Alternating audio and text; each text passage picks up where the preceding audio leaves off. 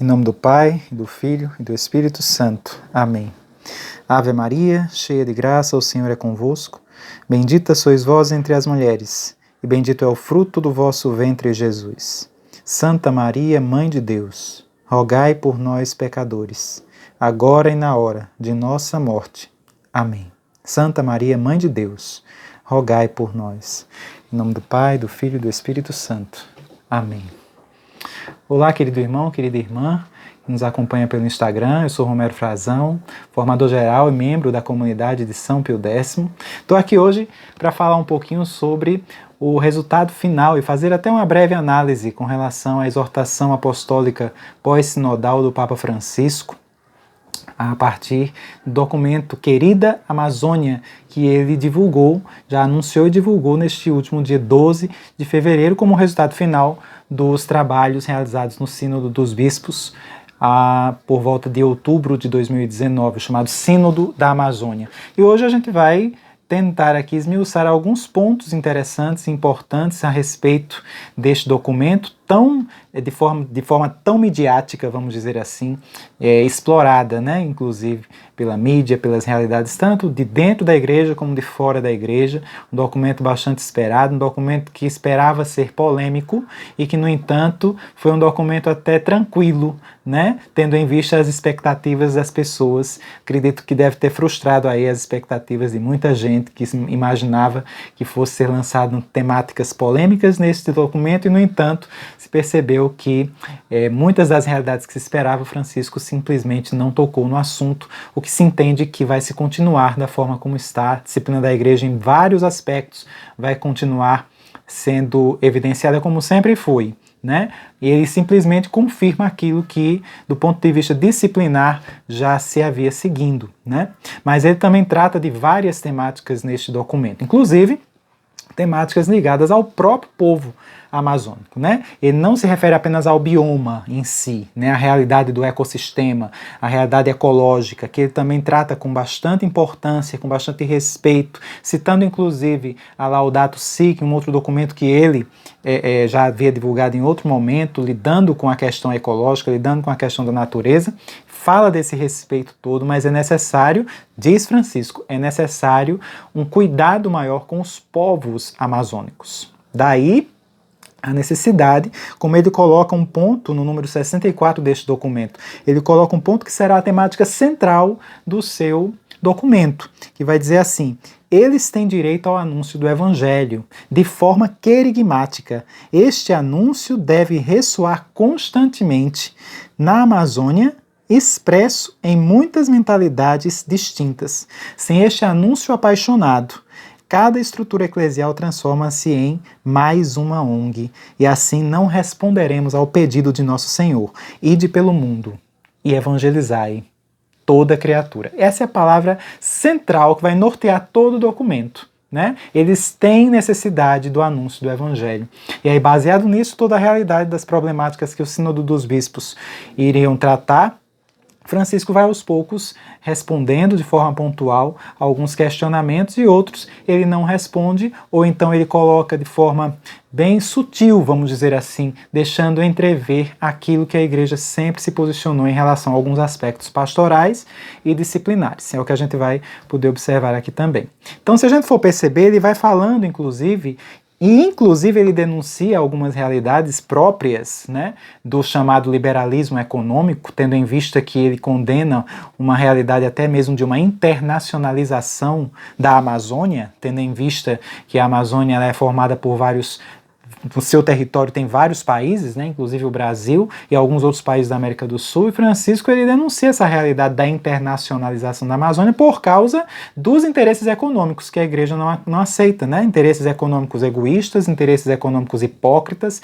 Fala inclusive de um conservacionismo hipócrita, que muitas vezes ele acaba se tornando reducionista e, consequentemente, não atinge os valores evangélicos a que se propõe a igreja, né? Inclusive exortando padres, inclusive, a não se renderem a essa rede de corrupção que muitas vezes acontece, apenas com efeitos puramente econômicos, por efeitos puramente mercantilistas. Então ele denuncia essa realidade. É necessário que estejam evidenciados aquele aspecto principal, que é o trabalho da evangelização, o trabalho da missionariedade. É isso que Francisco coloca com muita veemência ao longo desse documento. Ele valoriza bastante a realidade missionária, né? Inclusive ele proclama, ele convida inclusive os bispos dessa região toda, os bispos da América Latina, mais de 100 bispos inclusive, a motivarem os seus sacerdotes, motivarem o seu clero para despertar neles um ardor missionário, um espírito missionário, quem sabe para enviá-los à Amazônia. Ou seja, assumindo o caráter próprio, enquanto Francisco, enquanto jesuíta, né? Assumindo o caráter próprio da realidade missionária. A gente sabe que um aspecto do jesuíta corresponde justamente ao aspecto de uma missionariedade. Ele convida os bispos a estimularem os seus padres, o seu clero, a, vamos dizer assim, trabalhar essa realidade mesmo da missão na Amazônia, enviar padres para a Amazônia, tendo em vista que a prática, inclusive, do acesso à Eucaristia, né, é próprio do sacerdócio, é próprio do sacramento da ordem. Francisco é bem enfático, inclusive, quando ele vai tratar justamente essa realidade ligada ao sacramento da ordem. Ele vai dizer algo muito interessante quando ele fala justamente sobre isso. É próprio do sacramento da ordem essa realidade que derrama a graça, antes de tudo, quando celebra a Eucaristia, fonte e cume de toda a vida cristã. E é bem interessante quando ele confirma aqui, este é o seu grande poder diante do sacramento da ordem, o poder que exerce o sacerdote, que só pode ser exercido no sacramento da ordem. Por isso, apenas o sacerdote pode dizer, isto é o meu corpo. Fantástico, né? Podemos observar aí. Confirma justamente aquilo que a igreja sempre proclamou. Daí Francisco ele já põe, vamos dizer assim, os pingos nos is na realidade do sacramento da ordem, né? Põe os pingos nos is na realidade, inclusive, de que não deve haver ordenação, inclusive, de mulheres, como se propunha muitas vezes por algumas correntes, até mesmo dentro da própria igreja, até mesmo no próprio sínodo, né? Estabelecimento de diaconisas. Francisco prontamente, o sacramento da ordem é próprio do homem, é próprio da realidade masculina, e só ele pode dizer, isto é o meu corpo. E mais adiante ele vai dizer, há outras palavras que só ele pode pronunciar. Eu te absolvo dos teus pecados, pois o perdão sacramental está a serviço de uma celebração eucarística digna. Ou seja, somente o sacerdote pode perdoar os pecados, absolver os pecados. Fantástico essa fala do Papa Francisco, confirmando a realidade doutrinária, confirmando até a realidade dogmática que a Igreja sempre proclamou ao longo desses anos, desses séculos todos, enquanto doutrina. Então é interessante a gente observar que por aqui a gente já vai evidenciando que essa realidade que se esperava, né, de ordenar homens casados, de ordenar mulheres, essa realidade não é uma realidade que Francisco está compactuando aqui neste documento, é uma realidade que enquanto católicos devemos obedecer, inclusive, né, como diria Santo Agostinho, Roma locuta est, causa finita est. Roma falou, está encerrada a questão, podemos assim dizer, né? Embora seja um documento pastoral, mas um documento que confirma a realidade doutrinária da Igreja.